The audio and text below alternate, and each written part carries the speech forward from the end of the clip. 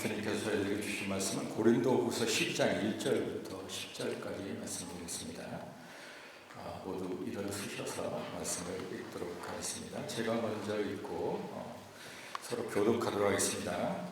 무익하나마 내가 부득불 자랑하노니 주의 환상과 계시를 말하리라.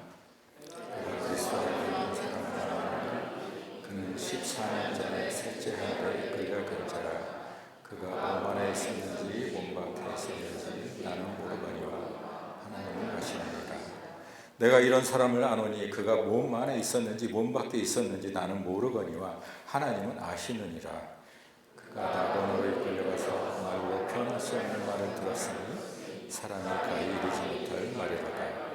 내가 이런 사람을 위하여 자랑하겠으나 나를 위하여는 약한 것들 외에 자랑하지 아니하리라. 내가 만일 자랑하고자 해도 어리석은 자가 되지 아니하는 것은 내가 참말을 함이라. 그러나 누가 나를 보는 바와 내게 듣는 바에 지나치게 생각할까 두려워하여 그만두노라. 여러 계시를 받은 것이 지극히 크므로 너무 자만하지 않게 하시려고 내 육체에 가시 곧 사탄의 사자를 주셨으니 이는 나를 쳐서 너무 자만하지 않게 하려 하심이라.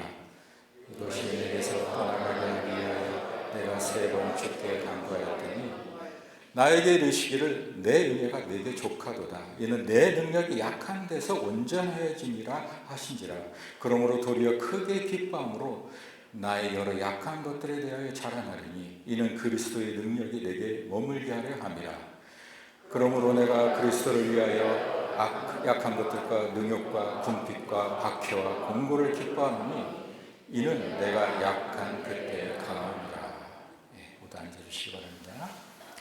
말씀을 전하기 전에 제가 작년 12월부터 석 달 동안 한국과 그 다음에 방글라데시를 들려서 로힝야 센터를 개척을 했는데 가시기 전에 여러분들 기도해 주시고 또 많이 후원해 주셨는데 제가 사역복을 못 드려서 오늘 말씀을 전하는 걸 같이 드리려고 합니다.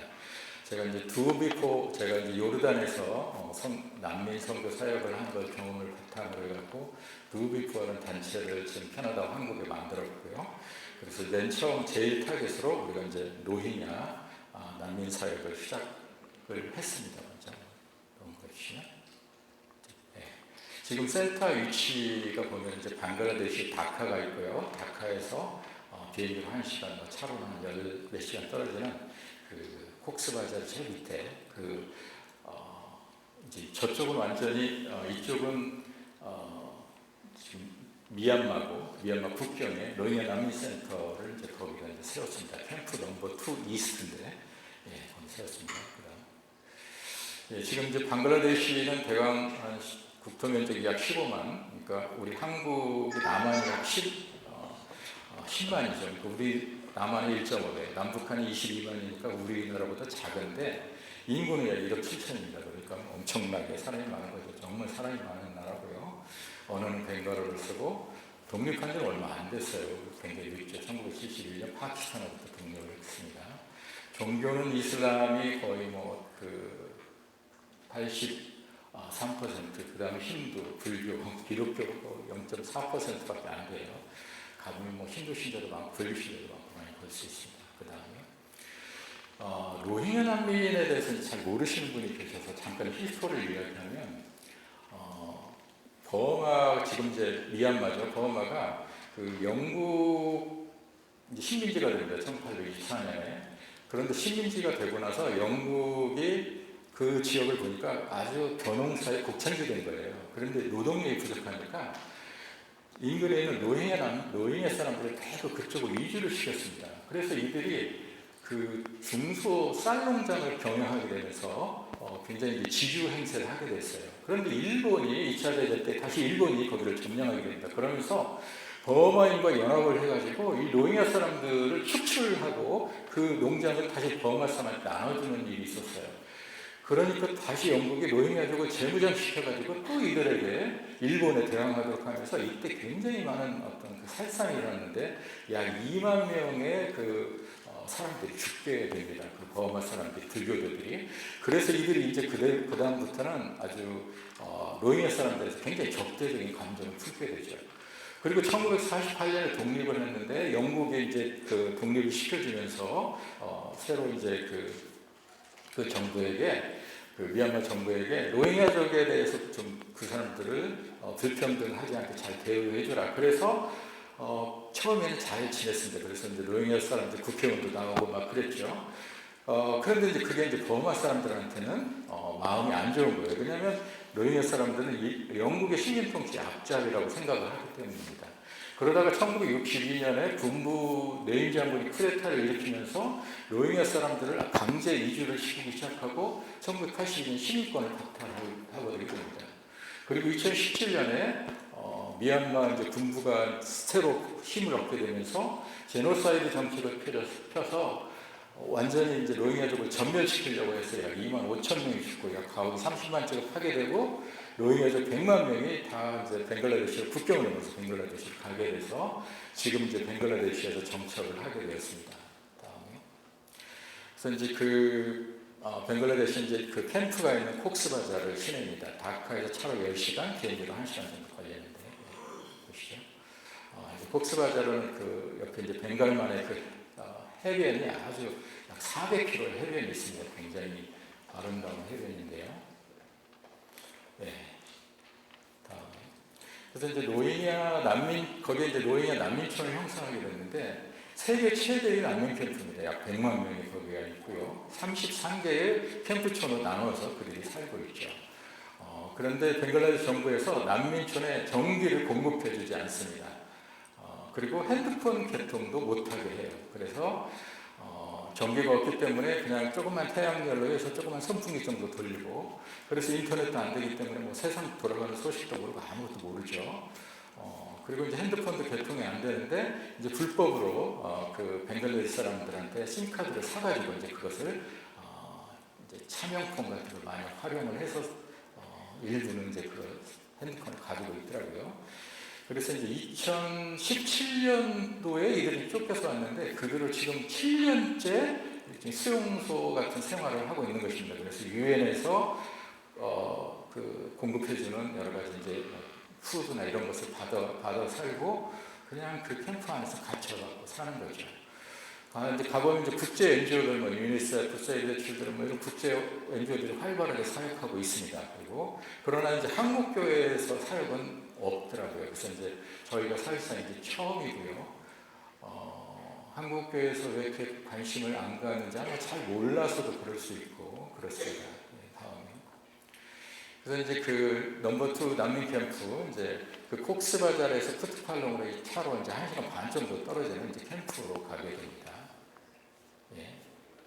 이제 쿠투팔롱이라는 지역인데 거기에 이제 그 시장이죠. 예. 그 마을 도로 가면 막 정말 사람 많고 그다음에 그 조그마한 그 CNG라고 그러는데 그 조그마한 차들 오토바이 개조한 차들 많고 먼지 많고 그렇습니다. 예. 그다음 남문 캠프 외곽을 보시면 저렇게 이제 그 펜스가 둘러져 있어요. 다음에 더 가까이 가보면 이제 저렇게 다 이렇게 철조망으로 쳐져 있습니다. 그래서 밖에 나올 수 없게 되어 있죠. 다음에 이제 난민 캠프 내부에 이제 들어가 보면 이제 저렇게 집을 짓고 다 살고 있습니다. 예, 지금 다음에 예, 다음에 예, 지금 이제 다 이제 무슬림들이기 때문에 뭐 여자들도 다 저렇게 까만 우산에 까만 옷 다. 아이들이 이제 다 이제 막 놀고 있는 아이들도 많고 다 그렇습니다. 지붕은 저렇게 이제 대나무로 집을 지어가지고 이제 다 대나무 집이에요. 네. 네. 네. 네.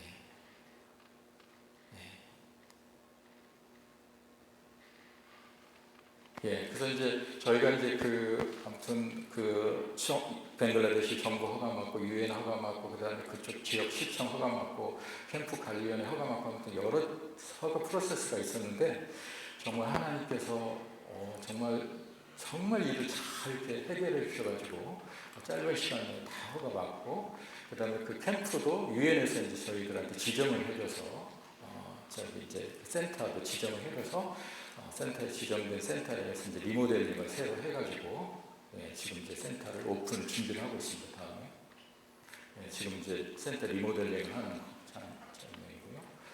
이제 학부모들을 이제 모아서 저희가 원래는 이제 초등학생들을 대상으로 하려고 했었는데 유엔에서 2세부터 5세까지를 하라는 거예요. 그래서 우리는 이제 처음에 이거 뭐 전혀 생각하지 않았다 그랬는데 오히려 저희들한테 더 잘 됐어요. 왜냐하면 초등학생들은 대부분 그 애들이 그냥 와요. 혼자서 걸어서 와요. 근데 2세에서 5세 아이들은 꼭 이제 부모가 데리고 오거든요. 근데 저희 입장에서는 단순하게 저희가 그냥 NGO 사역이 아니라 그 센터를 통해서 그들에게 정말 복음을 전하려고 하고 그렇기 때문에 어른들을 만나야 되거든요. 근데 오히려 너무 잘 됐다. 정말 우리의 생각을 뛰어넘으셔서 하나님께서 일하시는구나. 저희가 그렇게 생각을 했습니다. 그래서 학부모 미팅을 지난주에 했고요. 이제 5월 2일 날 저희가 이제 오픈 세레머니를 합니다. 그래서 하게 되고 이제 저희가 이제 가서 4명의 이제 사역자를 저희가 이제 인터뷰하고 해가지고 사역자를 뽑아서 그들에게 같이 큐트 훈련도 시키고 같이 2달 동안 제가 이제 합숙을 하면서 그들을 이제 훈련을 시키고 지금 이제 그들이 사역을 잘 하고 있고 지금 이제 제가 계속 이제 줌으로 이제 계속 회의하면서 상황을 이제 모니터하고 있습니다. 예. 그래서 이제 지금 이제 그 아이들은 저희가 2세부터 5세까지 50명을 아이들을 이제 저희가 케어를 하고요. 또 이제 호스트 커뮤니티 벵글라데시 아이들을 또 한 50명 정도, 그래서 약 100명 정도를 이제 저희가 이제 케어를 하는데, 저희가 이제 이 센터를 통해서 정말 100만 명의 그 노인연합민들에게 어떤 복음이 정말 전달되는 구원의 역사가 일어날 수 있도록 기도해 주시고, 우리 사역자들 이제 제가 직접 그 자리에서 있으니 모르겠는데 제가 이제 왔다 갔다 하니까 성령 충만하게 해주시고 또 그들을 보호해 줄 수 있도록 해주시고 또 이제 재정을 또 채워주시고 우리가 연간 그 센터를 운영하는데 US 달러 36,000불 정도가 됩니다. 지금 이제 제가 개인적으로 여러 교회를 방문하고 또 이렇게 네트워크를 통해서 약 50% 정도를 이제 모금을 했고요. 나머지 이제 또 50%를 또 모금을 해야 됩니다. 그래서 세 가지를 위해서 기도해 주시면 감사하겠습니다. 우리 지금 말씀을 나누기 전에 잠깐 기도하도록 하겠습니다. 하나님 아버지 감사합니다. 주님께서 오늘 이 사도 바울의 그 기도를 가지고 오늘 말씀을 나눕니다. 주님께서 이 자리에 함께 해주시고 성령께서 우리가 동행해 주셔서 우리의 모든 마음의 문이 열리고 또 성령의 메시지가 전달될 수 있도록 하여 주십시오. 감사드리는 예수님 이름으로 기도합니다.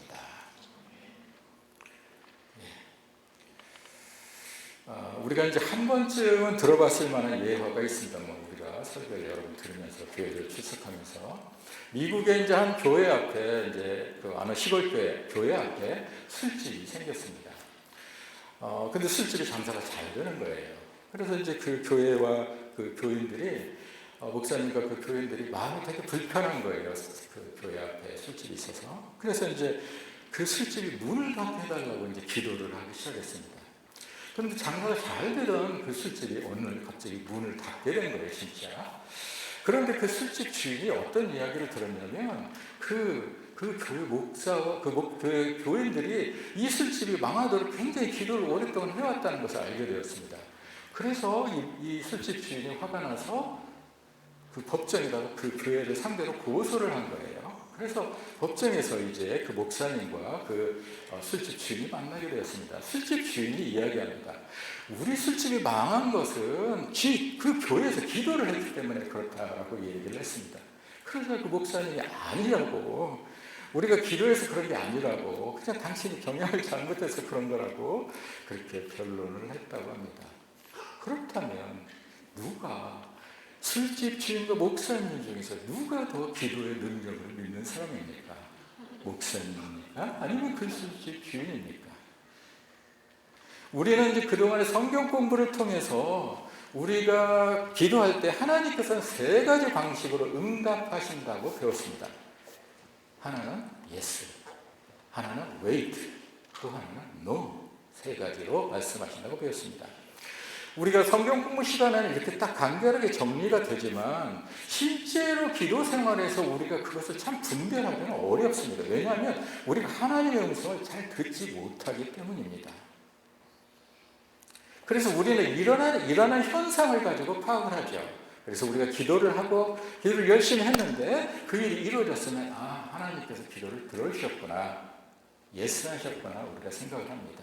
그리고 또 우리가 기도를 했어요. 기도를 했는데 그때는 이루어지지 않았는데 한참 지나고 나서 이제 오랜 시간이 지나서 그 기도가 이루어졌을 때 하나님께서 그때는 때가 아니라고 기다리라고 말씀을 하시고 이제서 이루어지시는구나 라고 생각을 할 수 있습니다. 그런데 제일 혼동되는 것이 노라는 것입니다. 왜냐하면 우리는 아무리 기도해도 안 이루어졌을 때 내가 기도가 부족해서 그런가? 내가 기도를 더 많이 못해서 그런가? 라고 생각하기 쉽습니다.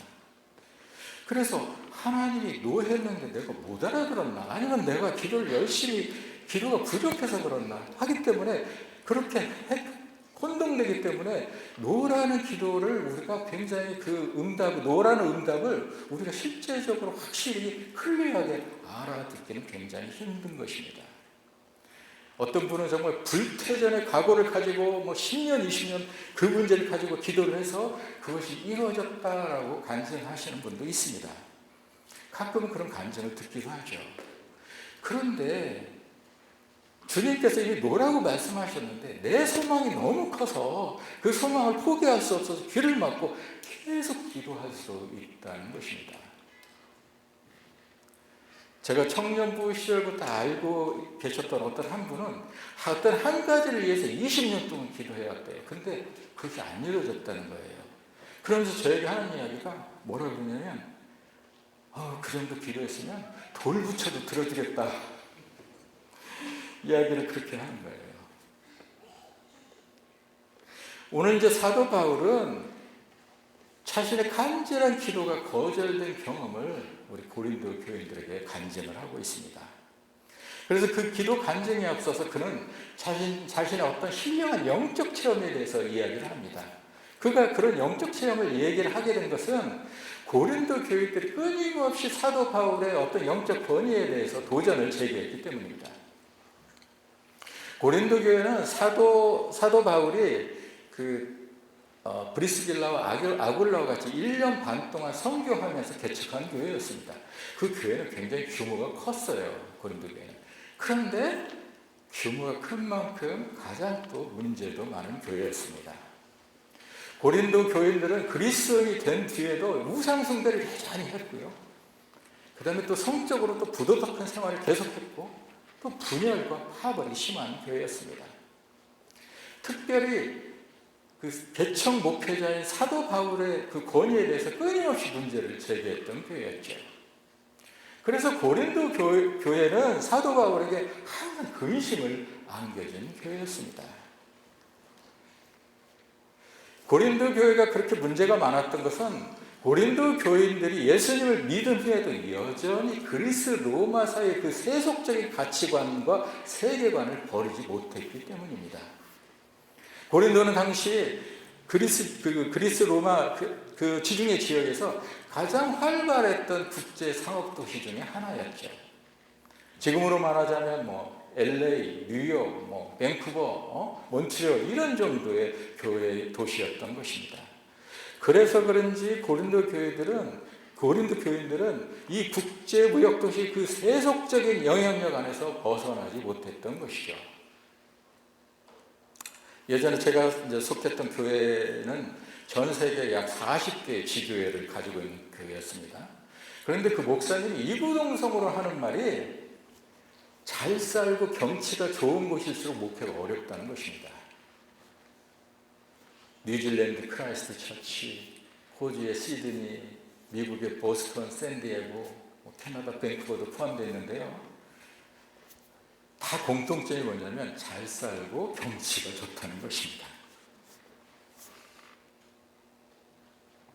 사도 바울이 고린도 교회를 개척하고 이제 다른 지역으로 떠났죠. 에베소로 떠나고 나서 고린도 교회에 유대에서 온 교사들이 들어왔습니다. 그들은 이제 교인들에게 파고들면서 사도 바울에 대해서 계속적으로 그 권위를 깎아내리는 거예요.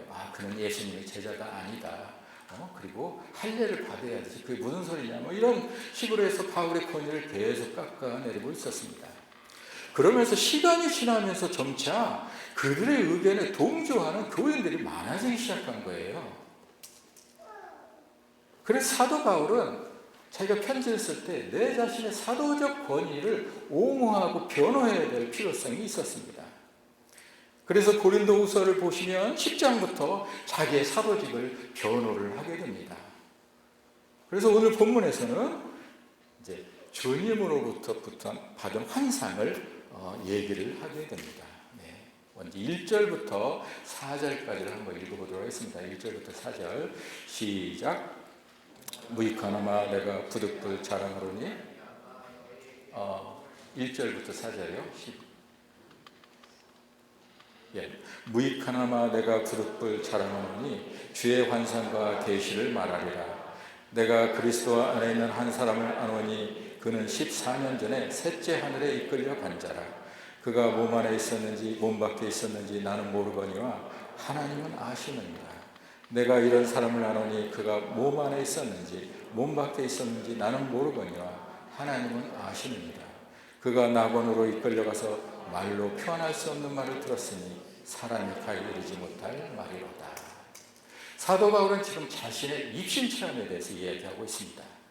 2절을 보면은 내가 그리스도 안에 있는 한 사람을 안다라고 이렇게 3인칭 화법을 사용했습니다. 당시 랍비들은 자기를 이야기할 때, 자기 말을 이야기할 때 3인칭 화법으로 이야기했다는 해석도 있고요. 사도 바울이 그 사람을 겸손하게 자기 자신을 겸손하게 얘기하기 위해 제3자의 얘기같이 표현했다는 해석이 있습니다.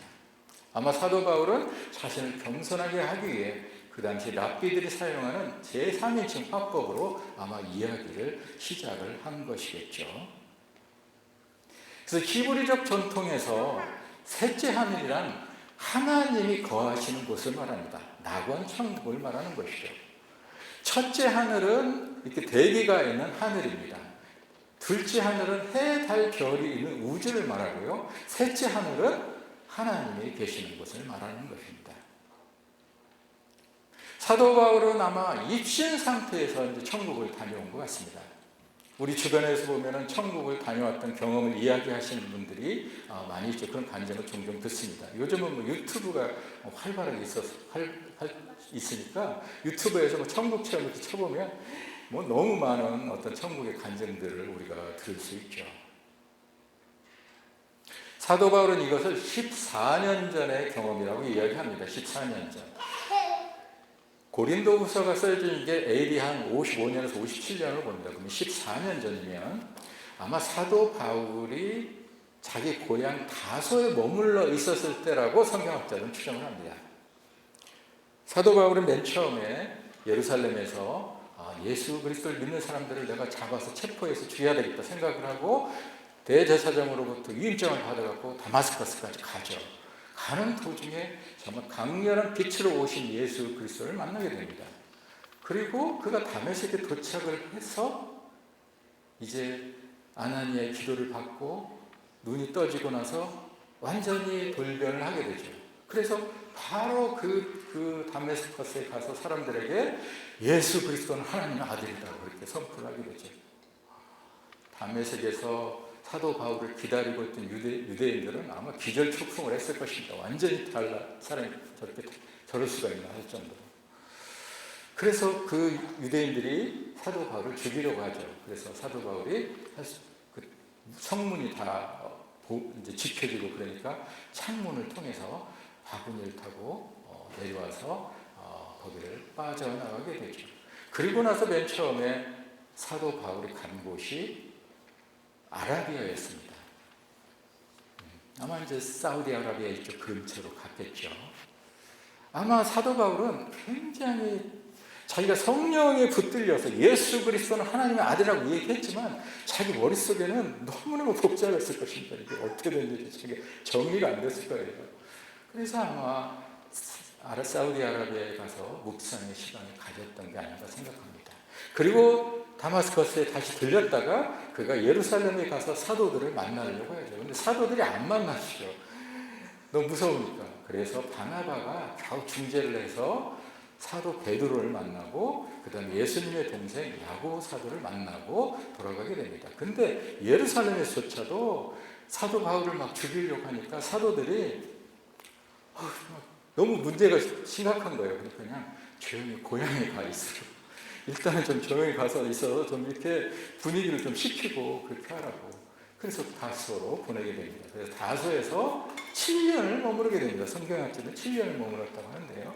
아마 그때 사도 바울은 개인적으로 하나님과 깊은 친밀한 관계를 가지고 또 그동안에 정말 자기의 그 혼란한 모든 것들을 성경적인 것을 정리했던 기간이 아닌가 생각합니다. 그리고 나서 이제 바나바가 안디옥 교회를 개척하면서 사도 바울을 불러서 같이 공동 목회를 하자고 해서 사도 바울이 가서 거기서부터 1차 전도여행, 2차 전도여행, 3차 전도여행을 다니면서 지중세계 수많은 교회가 개척되게 된 것이죠. 그래서 다소에 있었을 때 하나님과 깊은 관계에 있었을 때 그 영적인 준비 기간이 굉장히 중요했던 것이죠. 사도 바울에게. 당시 이제 그리스 로마 시대 때는 많은 사상가 철학가들이 자기의 철학과 사상을 전파하고 막 돌아다니고 있었을 때였습니다. 그리스 사람들 특별히 지식, 지혜에 대해서 너무너무 갈급했기 때문에 새로운 것이라면 무조건 막 들으려고 했던 것이죠. 그런데 그 중에서 종교 철학자들은 자신들의 어떤 영적인 신비적인 영적인 체험을 사람들한테 막 이야기해서 관심을 끌고 유명해지기 위해서 경쟁적으로 그런 이야기를 했던 시절이었습니다. 그러나 바울은 자신의 이 신령스러운 체험을 14년 동안 함구하고 있었습니다. 이야기하지 않았던 것이죠. 아무에게도 발설하지 않았던 것입니다. 그 이유는 5절과 6절에서 나옵니다. 5절과 6절을 다 같이 읽어보도록 하겠습니다. 시작. 내가 이런 사람을 위하여 자랑하겠으나 나를 위하여는 약한 것들 외에 자랑하지 아니하리라.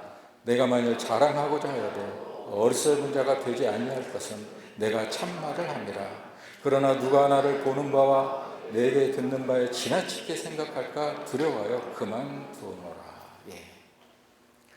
이단의 어떤 교사들은 자신들의 어떤 영적 체험, 신령한 체험을 거론하면서 엄청 잘난 체를 하고 있었을 때 바울은 이런 특별한 경험을 가졌지만 그것을 자랑하지 않겠다고 했습니다. 왜냐하면 이 체험을 이야기함으로써 다른 사람들이 나를 어떤 특별한 사람으로 생각할까 봐 그것을 두려워하고 그것을 바라지 않았기 때문이라고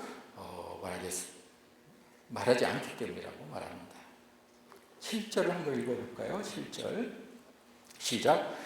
여러 계시를 받은 것이 지극히 크므로 너무 자만하지 않게 하시려고 내 육체의 가시 곧 사단의 사자를 죽였으니 이는 나를 쳐서 너무 자만하지 않게 하려 하십니다. 바울은 얼마나 대단한 사람이었습니까? 우리가 보기에 천국에 가서 살아서 천국에 가서 주님을 만나본 경험도 있고요. 루스드라라는 지역에 가서 나면서 안전병이 된 사람을 일으켜 세운 경험이 있습니다. 또 빌립보에서는 감옥에 갇혀있고 찬송하는데 갑자기 지진이 나가지고 감옥 문이 열리고 착고가 풀리는 경험이 있었죠. 드로아 지역에서는 창문 난간에 앉아서 사도 바울의 설교를 듣다가 떨어져 죽은 청년이 있었어요. 유두고라고. 그 청년을 살려냈습니다. 에베소 같은 지역에서는 사도 바울의 손수건과 앞치마만 갖다 대면 아픈 사람들이 낫고 병든 사람이 치유되는 기적이 있었죠. 하나님의 인도를 받아서 정말 지중해 세계에 수없이 많은 교회를 개척한 사람. 그런 천하의 사도 바울도 한 가지 고통이 있었다는 것입니다. 그것은 사도 바울은 이것을 육체의 가시라고 표현하고 있습니다. 아마 그것 때문에 사역에 큰 지장을 받았던 것 같아요. 그래서 큰 어려움을 겪어서 그것을 사단의 사자, 사단의 메신저라고 그렇게 표현을 하고 있습니다. 이 육체의 가시가 무엇인지 우리는 정확하게 모릅니다. 아마 사도 바울을 따라다니면서 사도 바울을 끝까지 반대하고 대적했던 그 사람들이라고 하는 설도 있고, 그런 해석도 있고, 아니면 사도 바울의 사도 바울 간질 걸렸다, 두통, 또 아니면 눈에 안질, 눈병에 걸렸다라고 이야기하는 해석학자들도 있습니다. 그러나 여러 정황상에 아마도 눈과 관련된 질병일 것으로 보는 견해가 우세합니다. 우리 갈라디아서 4장 13절에서 15절을 보겠습니다. 제가 읽겠습니다. 내가 처음에 육체의 약함으로 말미암아 너에게 복음을 전한 것을 너희가 아는 바라. 너희를 시험하는 것이 내 육체에 있으되 이것을 너희가 업신여기지도 아니하며 버리지도 아니하고 오직 나를 하나님의 천사와 같이 또는 그리스도 예수와 같이 영접하였도다.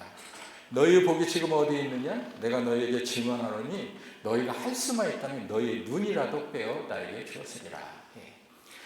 아마 이 성경 구절을 보면은 아마 사도 바울이 어떤 정말 그 사람들에게 시험되는 어떤 육체의 모습이 있었던 거죠. 정말 어떻게 저런 사람이 저 사도냐 이렇게 할 정도로 그랬던 거 있었죠. 그런데 너희가 할 수만 있었더라면 너희 눈이라도 빼서 나에게 주겠으리라라고 한다면 아마 사도 바울의 눈에 굉장히 어떤 문제가 있었는데 그 사람들이 보고 처음에는 시험 들다가 사도 바울의 정말 진실을 보고 진면목을 보고 나서 정말 내 눈이라도 빼어서 너한테 바꿔줬으면 좋겠다 이렇게 이야기하는 것으로 추정할 수 있습니다. 갈라디아서 6장 11절을 보면 내 손으로 너에게 이렇게 큰 글자로 쓴 것을 보라. 글자를 막 크게 썼다는 거죠. 시력이 약하고 그러니까. 아마 눈에 문제가 생긴 것은 아마 그가 자연스럽게 그런 일이 생길 수도 있죠. 그러나 또 하나의 가능성은 다메섹 도상에서 강렬한 빛으로 오신 예수 그리스도를 만나고 3일 동안 눈을 못 보게 되다가 나중에 아나니아 기도하면서 비늘 같은 것이 거기서 떨어졌다고 그러는데 그 일련의 과정을 통해서 눈에 어떤 손상을 입지 않았을까 하는 것으로 추정하는 학자들도 있습니다. 아마 지금 같으면 안구건조증, 결막력, 백내장 이런 것들은 얼마든지 병원에 가서 치료하고 치료받을 수 있지만 그 당시는 눈에 관해서는 너무 고도의 과학 요구하기 때문에 그때는 상상도 할 수 없었던 시절이고 큰 병이었겠죠. 그래서 사도 바울은 이것이 치료되길, 이 눈병이 치료되길, 이 사단의 사자가 떠나가길 기도했던 것입니다. 우리 8절을 한번 읽어보도록 하겠습니다. 시작. 이것이 내게서 떠나가게 하기 위하여 내가 3번 주께 간구하였더니. 3번 주께 간구하였다는 것은 히브리적 사고에서는 정말 진지하게 아주 최대한 기도를 했다는 거죠. 충분히 기도를 했다는 것이죠. 예수님이 겟세마네 동산에서 3번 기도했죠. 주님, 하실 수만 있다면 이 잔이 내게서 옮겨지게 해주십시오. 간절하게 기도했습니다. 그런데 사도 바울의 기도의 결과는 그의 뜻대로 되지 않았어요. 우리 9절을 한번 보겠습니다. 첫 문장만 한번 읽어보겠습니다. 시작. 나에게 이르시기를 내 은혜가 내게 족하도다. 것까지. 이게 좀 일상어가 아니어서요. 이 말을 딱 들으면 딱 클릭은 안 됩니다. 그렇죠? 족하다는 말을 잘 안 쓰잖아요. 그렇죠? 너 밥 많이 먹었니? 네, 족하게 먹었어요. 이렇게 하는 사람 없잖아요. 그렇죠? 그리고 이게 족하다는데 그러면 계속 족하게 해주겠다는 건지 아니면 여기서 끝이라는 건지 이게 헷갈려요. 약간 내용이. 그래서 이제 한번 그 NIV나 다른 성경 구절을 한번 보겠습니다. 영어 성경에는 My grace is sufficient for you 이렇게 되어 있어요. 여기도 이제 그렇죠. 근데 공동 번역을 보면은 너는 이미 내 은총을 충분히 받았다 그런 거예요. 이제 현재 완료잖아요, 그죠? 현대의 성경을 보면 내게 내리는 은총은 그것으로 충분하다. 안 해주겠다는 거잖아요, 그죠? 너에게 베푸는 나의 은총은 그만하면 됐다는 거예요. 영어로 쉽게 말하면 enough is enough. 됐어. 그 말이 됐어. 경상도 말로 야 됐다 막 그만해라. 네? 그런 말씀이죠. 전라도 말로 하면 그거 좀 지나구만 그만하라 할게. 하나님은 직접 놓으라고 다이렉트로 말씀 안 하시고 애둘러서 정중하게 놓으라고 하신 것이죠. 이것을 친절한 거절이라고 합니다.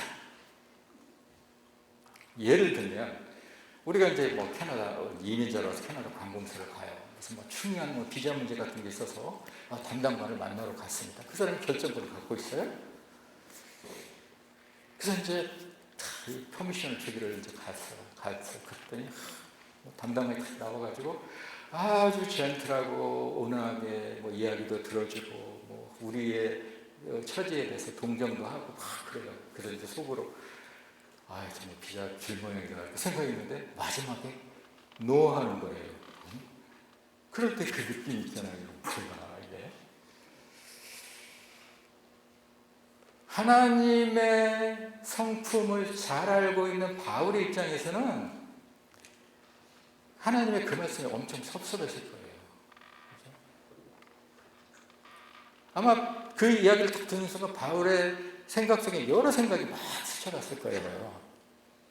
아니 예전에 그만한 기적을 보여주신 하나님 아니세요? 아니 나를 통해서 수많은 사람들을 고쳤던 하나님 아니세요? 그런데 왜 나에 대해서 내 병을 고쳤다는 것을 이렇게 박절하게 하세요? 네? 아니 제가 건강한 눈 모습을 가지고 사람들한테 탁 나서면 사람들에게 더 어트랙티브 할 것이고 그럼 많은 사람들이 예수님께 나올 거 아닙니까? 그러면 예수님도 좋고 내 명도 나와서 좋고 좋은 거 아니에요? 라고 말할 수 있죠. 아마 주님께서 내 은혜가 내게 족하다 하고 끝냈으면 아마 거절감이 굉장히 컸을 겁니다. 그런데 주님은 이어서 이유를 설명해 주시는 것이죠. 우리가 그 다음 문장을 한번 읽어보도록 하겠습니다. 시작. 이는 내 능력이 약한 데서 온전해지니라 하신지라. 이 말도 클리어하게 딱 이렇게 클릭되진 않습니다. 왜냐하면 내 능력이 약한 데서가 이게 누가 약하다는 건지 약한 데서라는 게 이게 참 더 이렇게 깊이 들여다봐야 되죠. 영어 성경을 한번 볼까요? PPT 한번 띄워주시죠. For my power is made perfect in weakness 이렇게 되어 있습니다. 공동 번역을 보면 내 권능은 약한 자에게서 완전히 드러난다. 현대의 성경을 보면 내 능력은 약한 사람에게 가장 잘 나타난다. 이제 좀 클리어하게 우리가 이해가 되죠. 결국 이 말씀은 내 능력, 하나님의 능력은 네가 약할 때 발휘가 돼. 네가 약할 때 잘 나타나. 그런 말씀인 것이죠.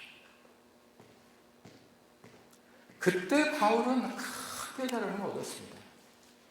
아하, 하나님께서 내 몸에 가시를 빼주지 않은 이유가 있구나. 내 사역을 하는데 내 가장 큰 핸디캡이었는데 그것을 고쳐주지 않은 이유가 있었구나.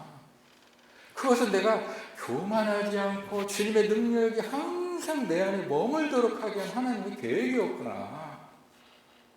내가 약할 때 내가 겸손하게 돼서 하나님의 능력이 나를 통해서 발휘되어서 그때서야 나는 진정으로 하나님과 함께 강하게 되는구나 라고 알았던 것이죠.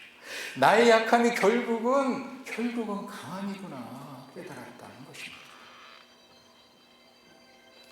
하나님이 사도 바울의 기도를 거절한 것은 인간의 깊은 것까지도 아시는 하나님의 깊은 경륜과 지혜였던 것입니다. 사도 바울은 그동안 육체의 가시가 사탄의 메신저라고 생각을 했어요. 사탄이 이 가시를 내 몸에 심어서 나의 사역을 방해해왔다. 그런데 주님의 음성을 듣고 나니까 자기가 생각했던 사탄의 그 육체의 가시가 사탄의 메신저가 아니라 하나님의 메신저였던 것입니다. 자신이 교만해지는 것을 막고요. 자신이 하나님의 능력에 매달리도록 하고요. 그래서 하나님의 은혜가 자기를 통해서 계속 흘러나가도록 하는 도구였다는 것입니다. 그래서 이제 사도 바울은 이제는 나에게 고통을 주었던 그 육체의 가시가 이제는 오히려 기쁨을 주는 도구가 되었습니다. 그래서 사도 바울은 외치는 거죠. 우리 9절 다시 한번 떼어주세요. 9절. 나에게 이르시기를 내 은혜가 내게 족하도다. 이는 내 능력이 약한 데서 온전해짐이라 하신지라. 그러므로 도리어 크게 기뻐함으로 나의 여러 약한 것들에 대해서 자랑하리니. 그는 외칠 수 있게 된 거죠. 이제는 나의 약함을 내가 도리어 크게 기뻐한다라고 외칠 수 있었던 것이죠. 환경과 상황은 조금도 변하지 않았습니다. 그 육체의 가시와 고통은 여전했어요. 하나님은 상황을 전혀 변화시키지 않았습니다. 그러나 하나님의 깊은 의미를 깨닫자 그 전의 고통은 기쁨으로 바뀌었던 것입니다. 육체의 가시에 대한 하나님의 해석을 듣고 나서 그 가시를 바라보는 관점이 바뀌었어요. 그가 그토록 떠나가기를 강구했던 육체의 가시가 이제는 자기 자신에게 꼭 있어요. 하나님의 능력을 붙드는데 꼭 있어야 될 소중한 선물이 되었던 것입니다. 이제는 그 가시는 나를 괴롭히는 원인이 아니라 하나님의 능력을 발휘하도록 하는 통로가 되기 때문이었습니다. 우리 사랑하는 주빌리 우리 성도 여러분, 우리 모두 다 그것이 크든지 작든지 간에 사도 바울과 같은 삶의 가시들을 다 가지고 있습니다. 그것은 내가 태어나면서 가지고 있는 어떤 핸디캡일 수도 있고요. 아니면 내 자신의 힘으로 해결할 수 없는 어떤 문제일 수도 있습니다. 그게 내가 아니면 내 배우자, 아니면 자녀의 문제일 수도 있어요. 아니면 내가 벗어날 수 있는 어떤 환경일 수도 있습니다. 해결하려고 해도 해결되지 않고, 벗어나려고 해도 벗어날 수 없는 것. 내가 수십 년 동안 기도했지만 전혀 변하지 않는 것들, 항상 나를 괴롭게 하는 것들, 그것만 없으면 내가 좀 더 행복하고 나은 삶을 살 수 있었을 텐데, 내가 정말 날개를 달고 있었을 텐데, 내가 하는 사역이 막 부흥할 수 있었을 텐데, 그런데 항상 나의 발목을 잡는 그것이 바로 사도 바울이 말한 육체의 가시입니다. 우리는 주님께 기도합니다. 주님, 이 삶의 가시를 빼주세요. 고난을 끝나게 해주세요. 이 병을 고쳐주세요. 우리의 문제를 해결해 주십시오. 우리의 고통을 제거해 주십시오. 우리가 기도하죠. 그러면 주님은 때로는 그 기도를 들으시고 그 문제를 해결해 주시기도 합니다. 그런데 때로는 우리가 아무리 기도해도 하나님께서 들어주시지 않을 때가 있어요. 그럴 때 우리는 하나님을 탓하거나 문제를 탓하거나 하지 마시고 주님께서 말씀하시는, 은밀히 말씀하시는 내적 음성을 들어야 된다는 것입니다. 그것은 바로 오늘 사도 바울에게 하셨던 주님의 음성입니다. 너는 이미 큰 은총을 받은 자다.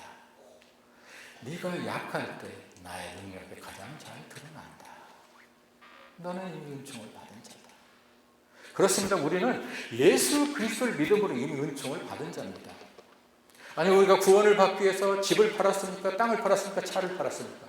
예? 아니면 우리 죄를 회개하기 위해서 무릎 꿇고 일천 계단을 올랐나요? 우리는 주님께 우리의 삶의 가시를 제거해달라고 기도를 하죠. 고통을 가져가달라고 기도합니다. 그 문제를 해결해달라고 기도하죠. 주님께서 우리의 기도를 들어주실 때가 있어요. 그러나 어쩔 때는 주님은 더 지혜로운 방법으로 우리를 인도하신다는 겁니다. 그것은 우리의 삶의 가시를 제거하고 고통을 없애주시고 문제를 해결해 주셔서 상황을 변화시키는 것이 아니라, 상황을 체인지시키는 것이 아니라 우리의 성품을 변화시킨다는 거예요. 우리의 성품을 트랜스포먼한다는 거죠. 환경을 체인지하는 것이 아니라 우리의 성품을 트랜스폼한다는 것입니다.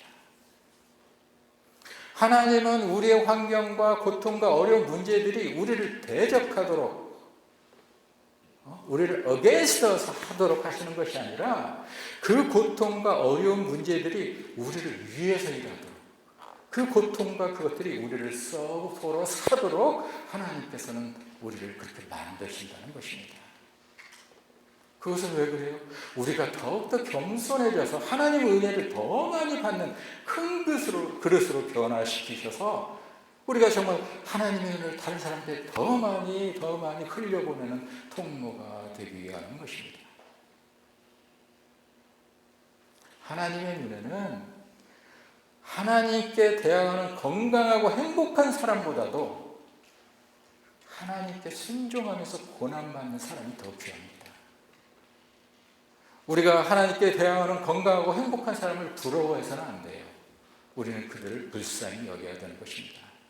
왜냐하면 우리의 고통, 우리의 문제, 어려움보다도 더 악한 것은 죄고, 죄 중에서 최악의 죄는 교만이기 때문입니다.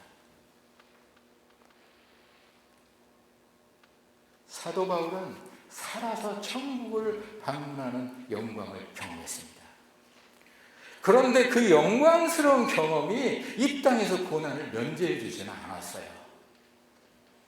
우리는 예수 그리스도를 믿음으로 우리가 육신의 장막에 거칠 때 우리는 영광스러운 천국에 간다는 믿음이 있습니다. 그러나 그 믿음이, 그 천국의 영광에 대한 믿음이 우리의 땅에서의 고난과 어려움을 면제시켜 주지는 않는다는 것입니다.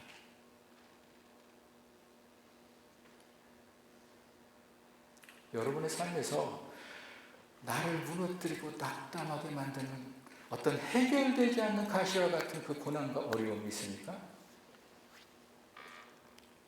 그것들이 내 삶의 어떤 발목을 잡고 있지 않습니까? 그것을 위해 오랫동안 기도했는데 변화가 없습니까? 그렇다면 선하신 하나님, 항상 선하신 하나님의 깊은 뜻을 묵상해야 되는 것이죠. 그분의 뜻은 그 고난과 어려움을 통해서 여러분을 겸손케 해서 하나님의 은혜와 사랑을 더 많이 담는 그릇으로 여러분들이 트랜스폼 되기에 하기를 원하시는 것입니다. 나는 너무 못났어. 나는 그냥 없는 게 너무 많아. 자신을 한탄하고 있는 사람이 있습니까? 그것은 하나님의 능력이 여러분의 삶에 나타나도록 하기 위해 당신을 약하고 부족하게 만든 것입니다. 그것은 하나님의 은혜인 것이죠. 우리가 깨어질 때 우리는 연약한 존재가 되고, 그때 주님은 우리를 통해서 일하시는 것입니다. 예수 그리스도의 십자가를 보십시오. 그것은 가장 힘없고 연약함의 표상이었습니다. 그러나 그 십자가는 온 세상을 구원하는 하나님의 능력의 통로가 되었던 것이죠. 주일의 성도 여러분 가운데 고난 가운데 어려움 가운데 내가 부족하고 약할 때 주님의 능력이 크게 나타난다는 이 진리, 오늘의 진리를 깊이 명심할 수 있게 되기 바랍니다. 그래서 고난과 어려움, 부족함, 연약함이 더 이상 나에게 수치가 되지 않고 그것이 하나님과 동행하게 만드는 그 도구가 된다는 그 기쁨을 누리게 되는 삶이 되길 주님의 이름으로 축원합니다. 우리 기도하겠습니다.